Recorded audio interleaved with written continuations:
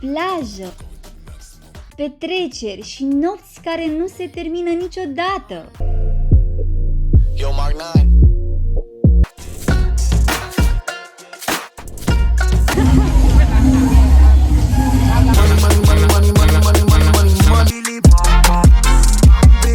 Băieții ăștia parcă zici că sunt de la insula Iubirii. Costă 400 de bați, cam scumpișor, pentru 2 șezlonguri și 2 prosoape. În vlogul de azi vă arătăm Patong așa cum este el, zi și noapte, distracție, Bangla Road și cazarea noastră din insula Phuket, Thailanda. Să înceapă aventura! Ei, salutare tuturor! Vă spunem din Phuket, Thailanda.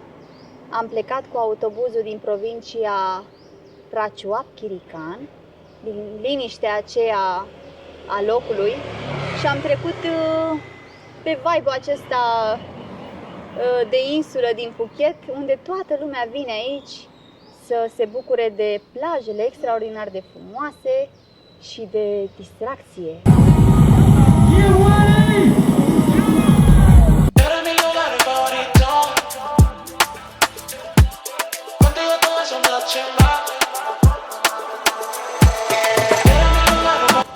Haideți să le spunem domnilor și doamnelor unde mergem noi acum. De la cazare, acum mergem către cea mai importantă plajă din Phuket, atât pentru aspectul ei, pentru nisipul auriu, pentru apa cristalină, cât și, chiar mai mult de atât, pentru viața de noapte care se desfășoară pe această plajă. Este plaja cea mai animată și plaja cea mai frecventată pe timp de noapte. Vom încerca să vă arătăm cât de mult putem, atât pe timpul zilei cât și seara sau pe timpul nopții, în așa fel încât să faceți o părere dacă merită sau nu merită să ajungeți pe aici.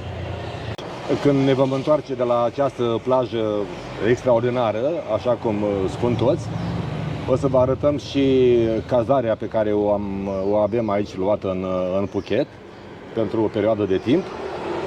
Am găsit o cazare destul de bunicică la 178 de lei pe zi.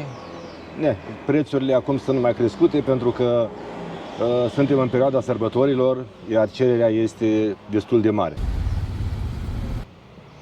Ghinion, da. Vrei să vezi ceva frumos, dar să fie și ieftin, mai greu. Abia aștept să vedem plaja, să ne bronzăm, să vedem fete frumoase, valuri și să vedem și Marea Andaman, care ne așteaptă pe toți. Și această insulă este plină de scutere, de motocicliști. Sunt foarte mulți turiști care, prin comparație cu noi, nu agrează să meargă pe jos. Am vrut și eu să luăm un scooter, dar Mihaela are o problemă. Nu și nu. Sincer, mie mi-e cam frică pe aici, pentru că străzile astea sunt foarte înguste și sunt mai multe mașini ca acolo în Prachuap, aglomerație și up and down, urcușuri și coborușuri. No, dar sunt sigur că ne vom descurca, în final vom fi nevoiți să luăm. Pentru că pierdem prea mult timp pe drum. De la cazarea noastră până la plajă sunt aproape 2 km. Cazarea ne-a luat-o după preț, nu după distanța față de mare. Da, avem și un beneficiu. Știți cum se spune? Cum e vorba aceea? Mersul pe jos face piciorul frumos. Dar mergem la plajă, acum trebuie să fim frumoși. Așa o fi, dar avem deja piciorul frumos din Bangkok, unde am mers câte 10 km pe zi. Acum ăștia doi, de fapt, sunt pe un fleac, pe lângă pe lângă ce am făcut prin Bangkok, unde ne-am dat kilometrajul peste cap.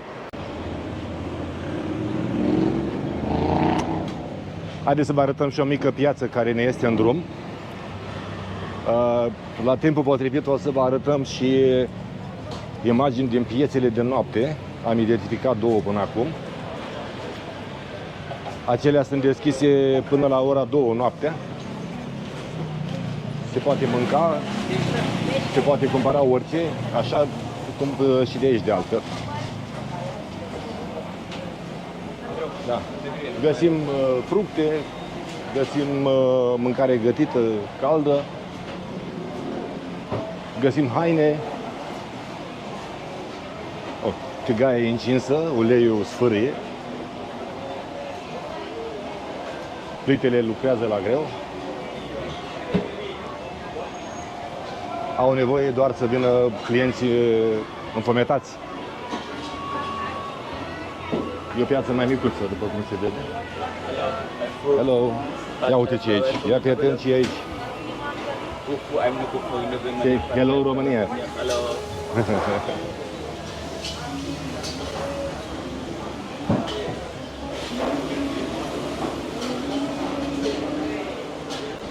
O secundă.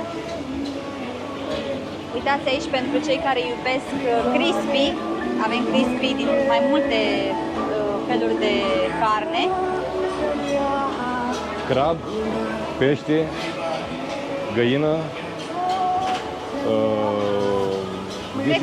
creveți și iar găină. Cartofi prăjiți, care sunt destul de rari în Thailanda și destul de scumpi. Cel puțin Mihaela a înghicit în sec de foarte multe ori. Mereu am mâncat orez cu gândul la cartofi prăjiți. Wow, cât de mare este durianul aici. Ia Durian, ăla pe care n-ai voie să le iei nici la hotel, nici în mijlocul de transport, mai nicăieri, pentru că, după cum am mai spus și în alte vloguri, unii spun că miros a ciorap nespălați, alții au ouă stricate. Noi am mâncat în Zanzibar și în Bali și chiar ne-a plăcut, nu a fost așa de scârbos încât să-l arunci. Da, are o textură cremoasă și o aromă de vanilie. Deci când te duci la plajă, pleci la piață, îți iei un ananas. Un ananas e 10 bați. 10 bați înseamnă 1 leu și 30 și 40, cât o veni. Încă o dată, 7,3 bați egal 1 leu. La 10 bați, pe acolo, 1 leu și ceva. Un ananas de la mic, copt și proaspăt.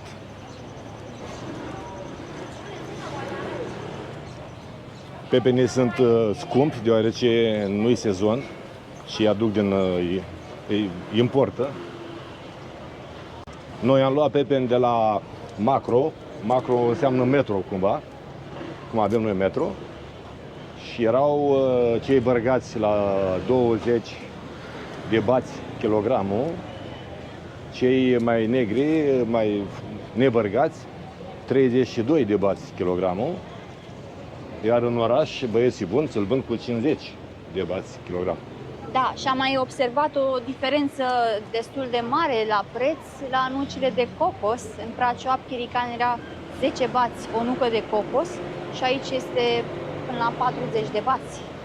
Foarte mult. Păi, nu comparăm viața la țară cu viața într-o stațiune gen Mamaia. Niciodată. Da. Obrazul subțire cu cheltuială te ține, așa că în următoarele zile nu o să mai cumpărăm nuci de cocos. Da? Când ajungem iar în zonele alea mai de buget, atunci da. Dar 40 de bați nu pupă, cel puțin de la noi. Da, noi suntem prieteni buni cu portofelul, avem grijă de el să nu... E cam strâmb. Și avem și un arici înăuntru. Sunt foarte mulți turiști din Rusia care vin cu bani la ei, nu se împune. Da, și-a ridicat prețurile. Le-a ridicat sau nu, dar nu comentează. Toți nordici vin aici în perioada asta de iarnă, fug de acolo de la frig. Probabil că ieși la aceiași bani ca și cum ai sta acasă, dar măcar stai la căldură. De aici, din Phuket, se organizează excursii pentru alte insule mai micuțe de aici, din prejurime.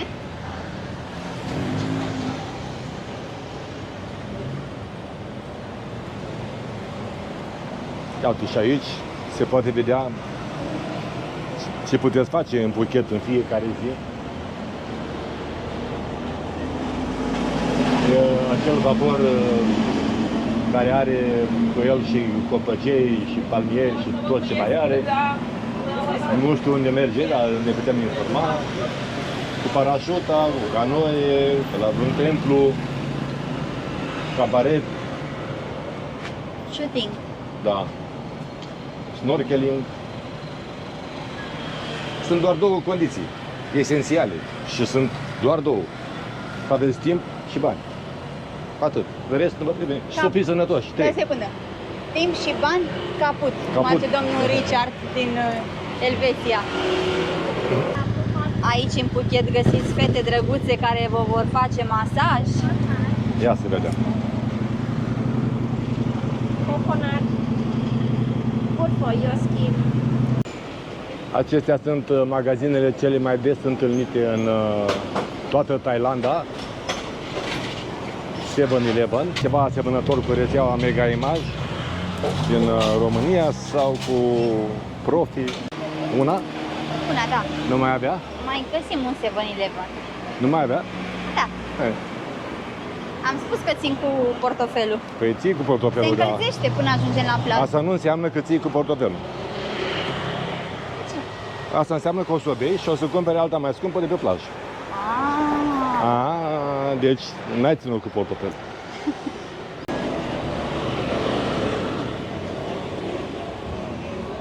Vedeți, asta e Marea Andaman. Am ajuns. Hai să traversăm.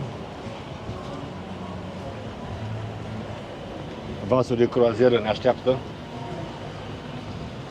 E mare, încăpem cu toții.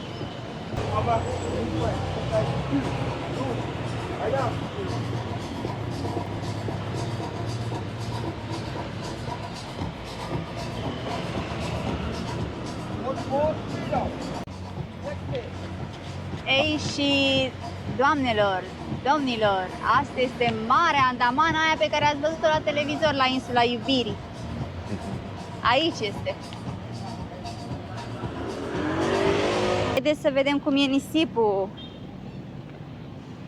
Nisipul e ud acum, dar el de fel, când e uscat, este auriu. Și pot să vă spun acum că este moale. Asta e un lucru foarte bun. Da, a plouat torențial la seară și asta l-a făcut mai altfel decât în fiecare zi.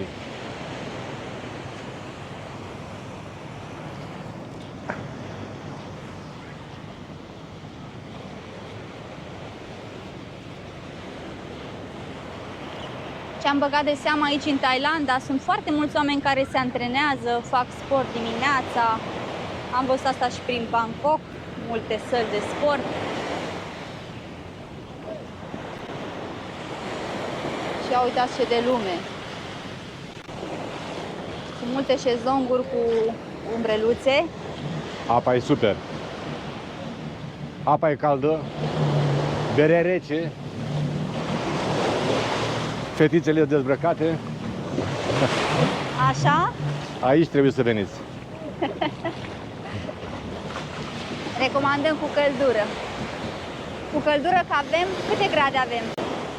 Avem 32 de grade, iar resimțit sunt 38. Wow! Și ora Da. 12 și jumătate. Este ora 12 și 37 și suntem pe 18 decembrie 2025. Sau 2568, anul Thailandei. Am găsit 2 șezlonguri libere. Băiatul ne-a adus imediat și prosoapele. Costă 400 de bați. Cam scumpișor pentru 2 șezlonguri și 2 prosoape. Îi dă băiatului banii? Da, nu, dai tu. Bun. Oricum e mai ieftin decât la noi.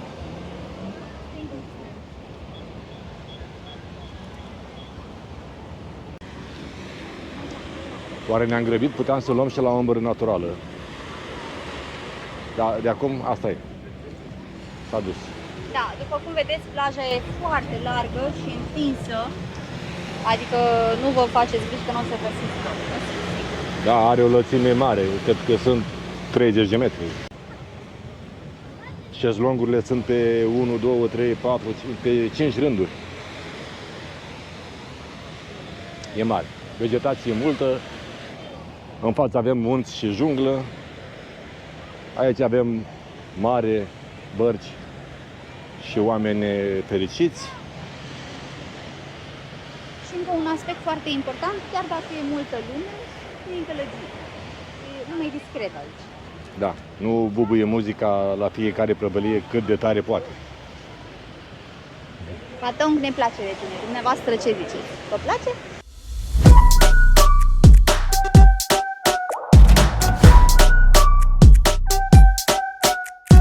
Max power, I'm about to go bigger and better. If I ever lose, I don't know, faster than ever. If I ever lose, I don't know, bigger and better. Hitting all the goals I can. Bigger, bolder, faster. Ooh, I'm going to the maximum. I'm going to the maximum. I'm going to the maximum. I'm bigger, bolder, faster. Ooh, I'm going to the maximum. I'm going to the maximum. I'm going to the maximum. I'm bigger, bolder, faster. This you let it go, I can let it go. This you let it go, I can let it go. You think I'm too much because I'm too much. Don't you gotta go? Cause I gotta go. Let it drive on full power. Never hit the brakes, no comma. I gotta go, I gotta get. I'm on my way to get the full power. Won the game, first place, MVP. I say GG. And even if you still don't get it, just wait. I'm about to go like bigger, bolder, faster. Ooh, I'm going to the maximum. I'm going to the maximum. I'm going to the maximum. I'm bigger, bolder, faster. Ooh, I'm going to the maximum. I'm going to the maximum. I'm going to the maximum. I'm bigger, bolder, faster. Chiar aici lângă plajă vreau să vă arăt zona cu mâncărică. Să vedeți ce de mâncare diversificată. De la gândaci, viermișori, până la pui, fructe de mare. Au de toate. Uitați și dulciurele.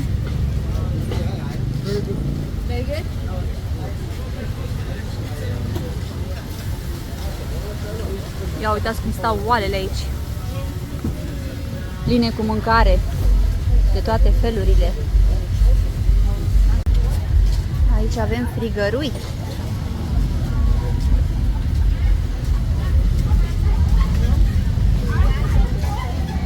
Și cârnăciori ca să meargă berea. Ia uitați ce bine arată cartofiorii ăștia.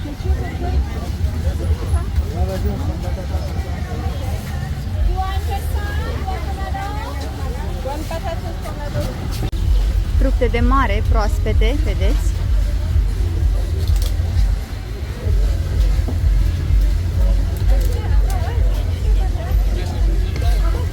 Aici ceva de-al lor specific tailandez, așa apare. Am mai văzut, dar n-am încercat, nu știu ce sunt astea. Și aici avem zona cu gândăcei.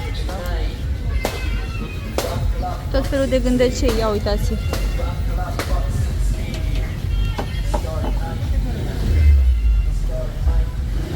Gândăcei crocanți. Ca să vă spun sincer, nu miroase rău. Прикольно. Не, реально прикольно. Ia uitați cum se prăjesc acolo.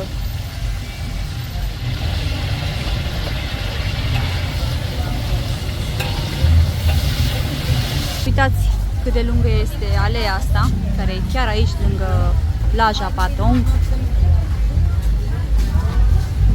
De o parte și de alta găsim mâncare pentru toate gusturile.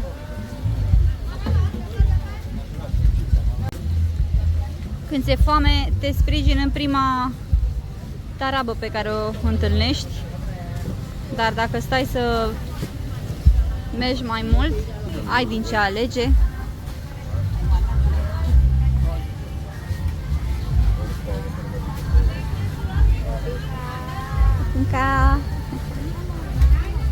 Ia uitați ce frumușele sunt dulciurelele acestea.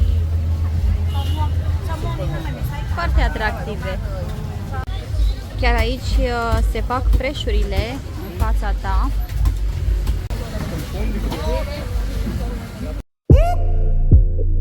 Yo, Mark 9. They really don't think we can keep doing this. They don't think we can keep making hits about cameras. But I'm the cameraman. But I'm the cameraman. Stay creamy. Put me in your arms, baby. Yo.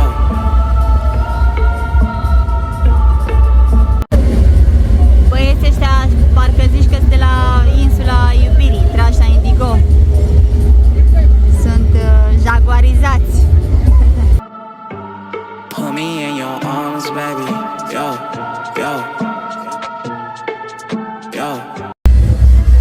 Haideți să privim împreună spectacolul apusului, mai e puțin și apărătoare, și uitați cât de frumos este. Put me in your arms, baby. Yo.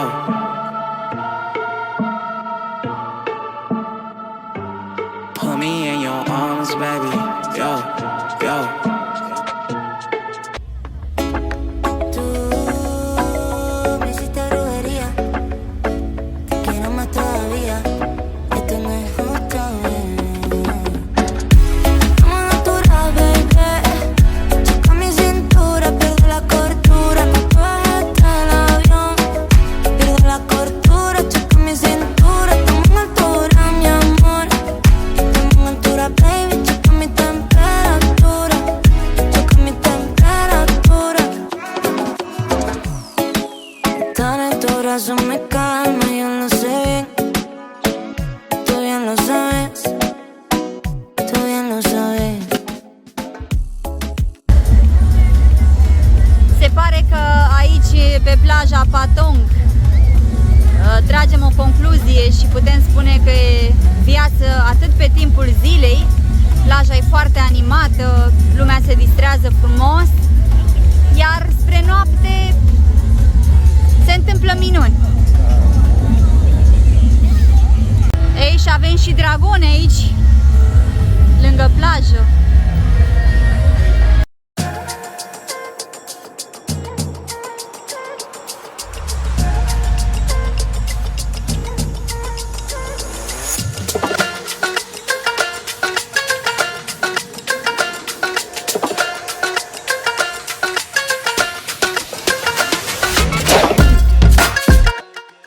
Ia uitați ce de fete frumoase aici!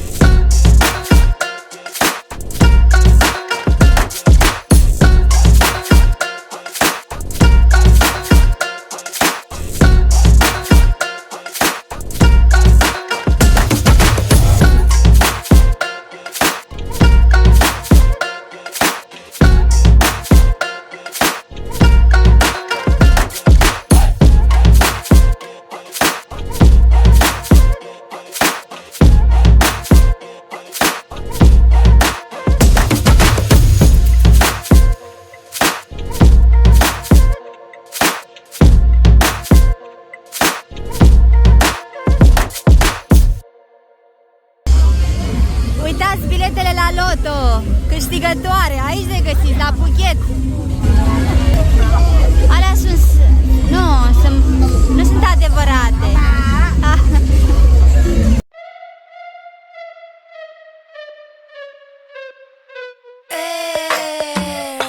Mamacita, ¿cómo se mueve así?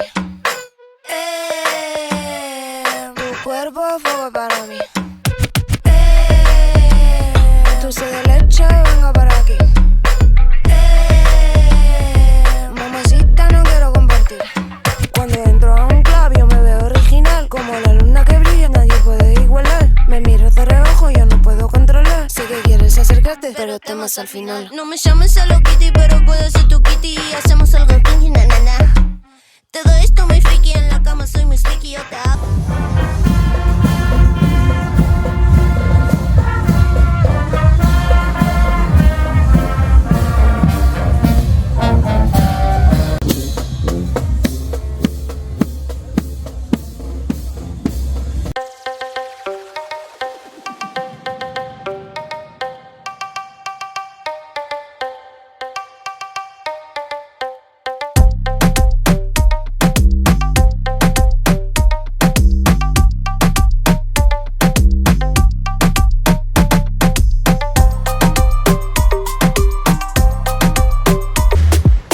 No se acaba, el dinero no se acaba, el dinero no se acaba. Andamos con la prenda y las mujeres se lo ranan. Muévelo, muévelo, muévelo, muévelo, muévelo, muévelo. Corremos con los jefes. Muévelo, muévelo, muévelo, muévelo, muévelo, muévelo. En la calle somos jefes. Money, money, money, money, money, money, money, money, money. Somos los dueños de la banca. Money, money, money, money, money, money, money, money, money.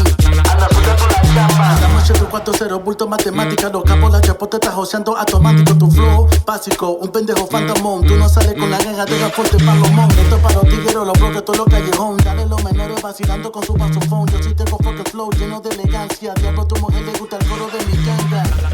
El dinero no se acaba. Să nu duceți grija că n-aveți unde spăla hainele. Peste tot am văzut aici în Phuket astfel de spălătorii unde poți veni ori să-ți pui singur la spălat, ori să le dai la fete să le spele. Ca să vedeți ce vă așteaptă. Băutură, lift și din nou.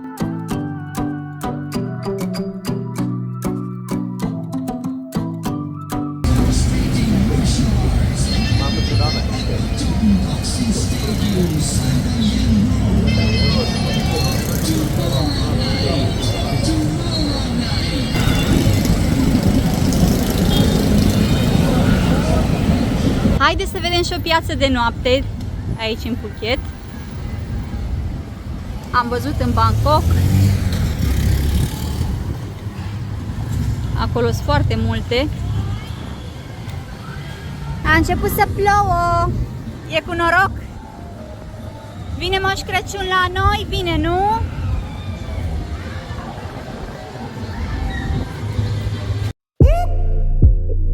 Yo, Mark 9. They really don't think we can keep doing this. They don't think we can keep making hits about cameras. But I'm the cameraman. But I'm the cameraman. Stay creamy. Yeah, yeah, yeah.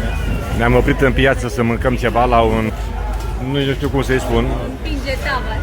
Da, în susținerea celor spuse până acum, priviți, meniul este scris inclusiv în limba rusă. Deci, majoritatea turiștilor sunt ruși. Au lăsat Moscova în prig și au venit aici. Ia priviți ce ploaie strașnică a venit. Rocul nostru este că am intrat să mâncăm ceva. Ploaie adevărată. Tropicală.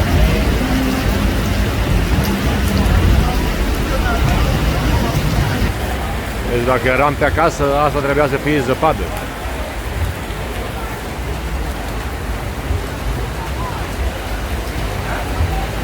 Iar aici, clienții flămânzi, unii mănâncă, alții așteaptă mâncarea.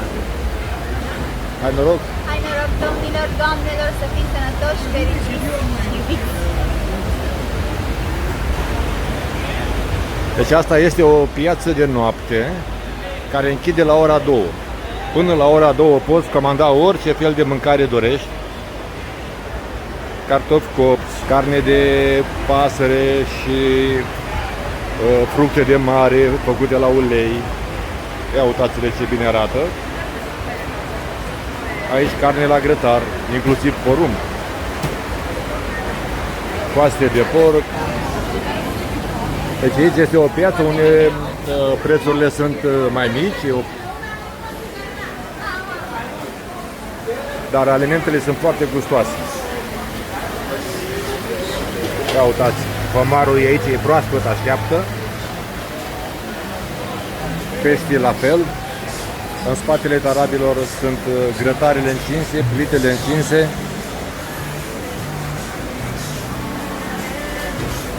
Sepie, pomar,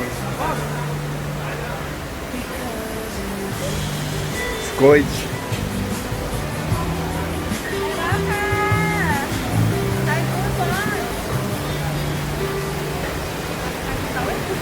Domnișoare frumoase. Uleiul spârâie.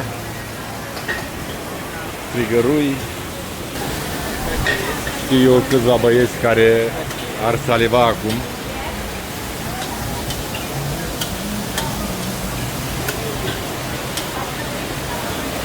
Acum e ora 21 aici la ei.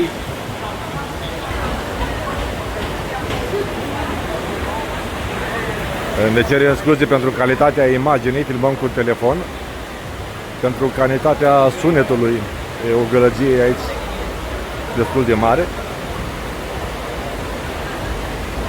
Dar vă puteți face o idee. Ce vedeți dumneavoastră aici este doar o coloană.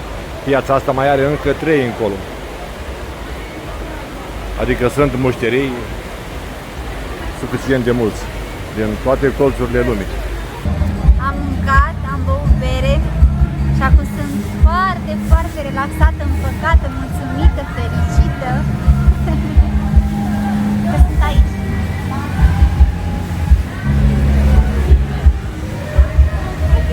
După cum v-am promis, am venit să vedem și noi și vă arătăm și vouă viața de noapte din Phuket.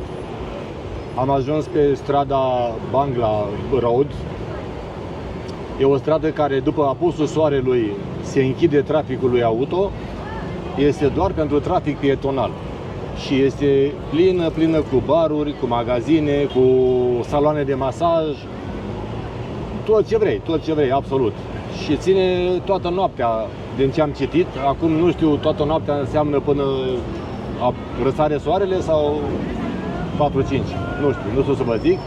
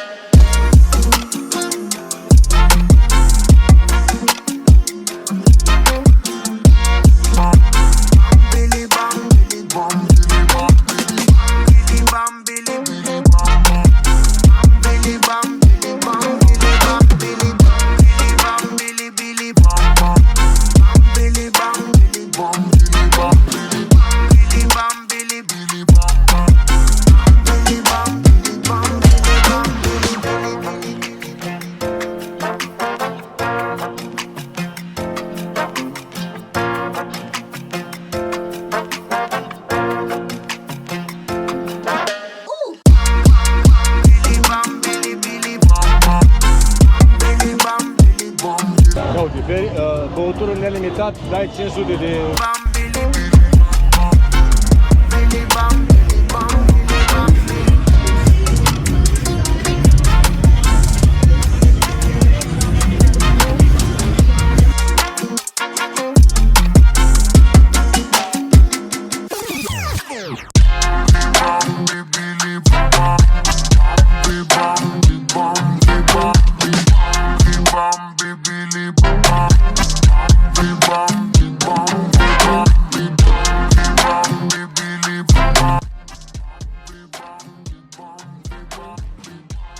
Acum am ieșit de pe strada aceasta care era doar pentru pietoni și am ajuns înapoi pe strada Batong Beach, pe unde astăzi au trecut demonstrativ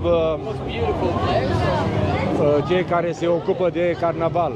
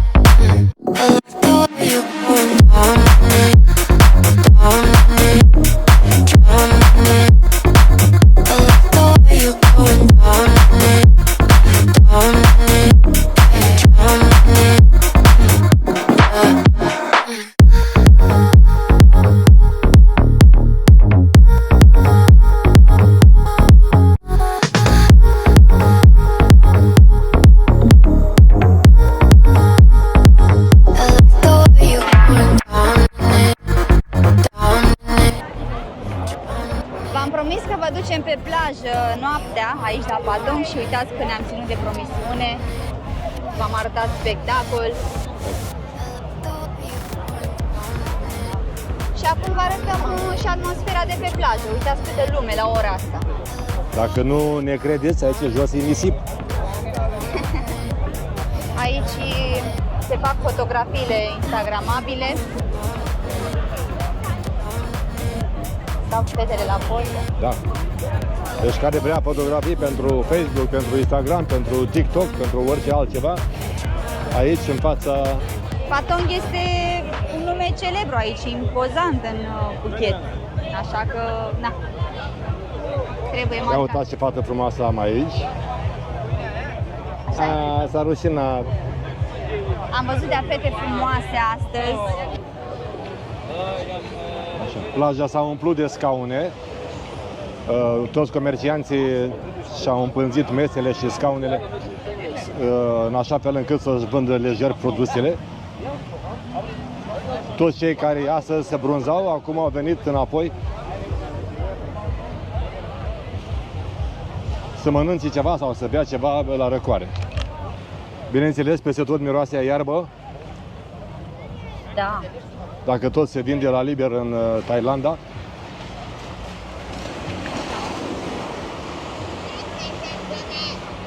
Cum se cheamă iarba aia? Cannabis. Cannabis, așa, bravo.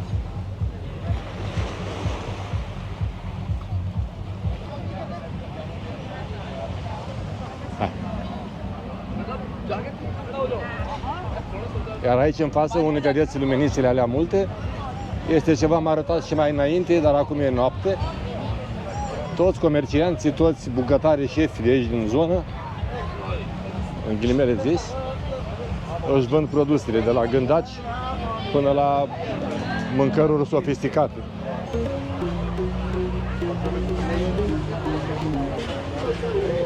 Uitați. Este ora 23:38 și toate tarabele sunt deschise. Și vor fi deschise până cel puțin pe la 2-3 noaptea.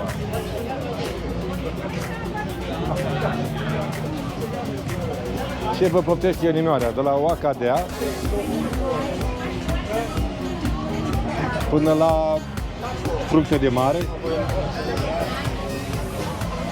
Oh, dar ce frumos arată. scoici, frumos ornamentate, da.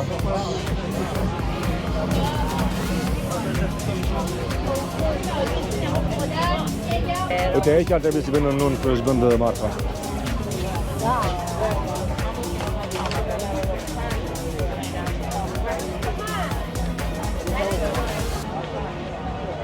Uite, ou pe băs.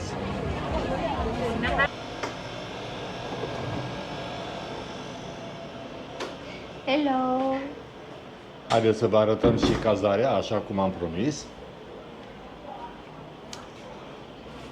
Acolo unde aici de la ușă avem aerul condiționat, care face față și suntem mulțumiți.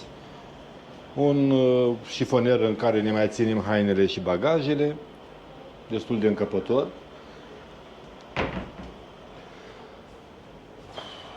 pat mare, oricum mai mare decât pentru 2 persoane. Țin neapărat să spun că luăm mereu cu noi cartea doamnei Monica Dumitrescu, engleza pentru oricine. Ia uitați ce a făcut Mihaela, tot citind-o. Vă mulțumim, doamnă, dacă ne auziți și dacă ne vedeți. Tot citind-o și tot plimbând-o. Da, avem un frigider în care ne ținem fructele și ce mai trebuie.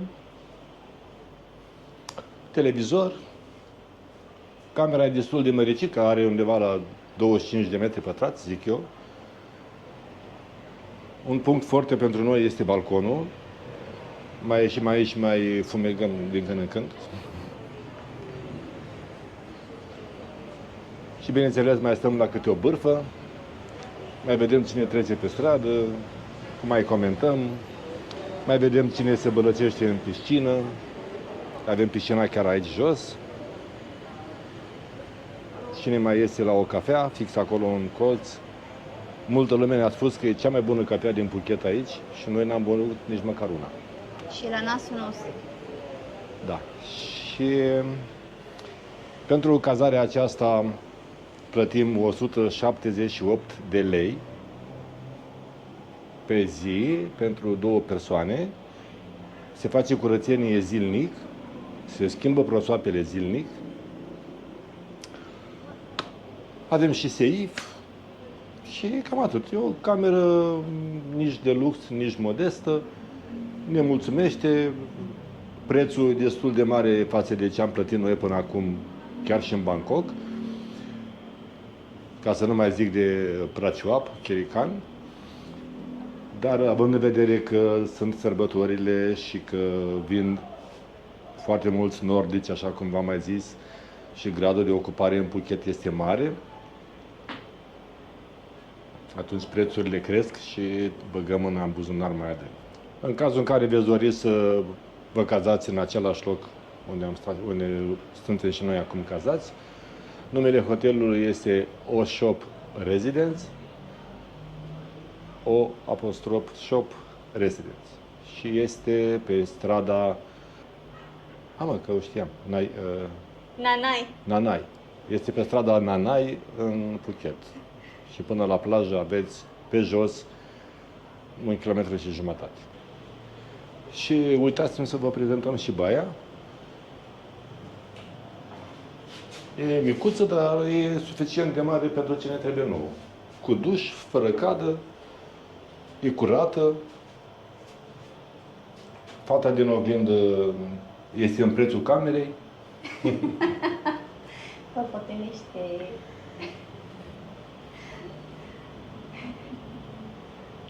Da, suntem mulțumiți așa în mare de cazare.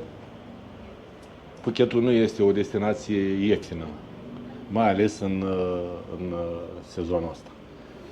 Și mai ales că eram să uit, în perioada 20 decembrie și 1 ianuarie este Marele Carnaval din Phuket, care a intrat de 8 ori sau de 9 ori în Cartea Recordurilor. Asta este încă o atracție majoră pentru turiștii care vin aici și încă un element care duce la aglomerația din oraș și la gradul de ocupare a spațiilor de cazare și automat creșterea prețurilor. V-am pupat, vă mai arătăm și altele. Și nu uitați să vă abonați la canalul nostru dacă vreți să mai vedeți materiale ca acestea, dacă v-au plăcut, bineînțeles. Vă pupăm!